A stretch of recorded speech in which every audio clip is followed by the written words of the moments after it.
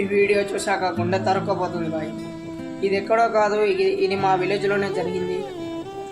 ఒక రైతు 4 నెలలుగా కష్టపడి పంటను పండించి తన చెమట చిందించి పండించిన పంట 4 నిమిషాల్లో వచ్చిన వర్షపాతానికి మొత్తం నేలపాలైపోయింది. 2 రోజులు 3 రోజులైతే చేతికొచ్చే ఒడ్లు వడగండ్ల వాన పడడం మొత్తం నేలపాలైపోయాయి. ఆ ఒక్క రైతు కన్నీరు చూస్తుంటే గుండె తరకపోతుంది బాయ్. ఎందుకంటే మేము కూడా ఒక రైతు బిడ్డనే.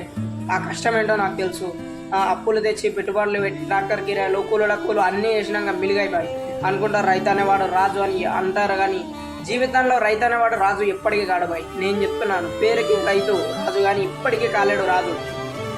రైతు అనేవాడు కూలీలా అయిపోయాడు. చేసిన పంటకు గిట్టుబాటు ధరలు ఇవ్వడం లేదు ప్రభుత్వం. ఏదో ఇస్తుందేమో అని గంటల కొద్దీ క్యూ లైన్లు కట్టి నిలబడి సంచుల కోసం 3 రోజులు 4 రోజులు నిలబడాల్సి వస్తుంది బాయ్. ఆ బాధ ఏంటో నేను అనుభవించాను. నేను పండించిన పంటను ప్రభుత్వం అమ్మడానికి దాదాపు 2 రోజుల్లో అయిపోయేది, వారం పడుతుండే బాయ్. ఇలా ఉంది సమాజం, అర్థం కావడం లేదు.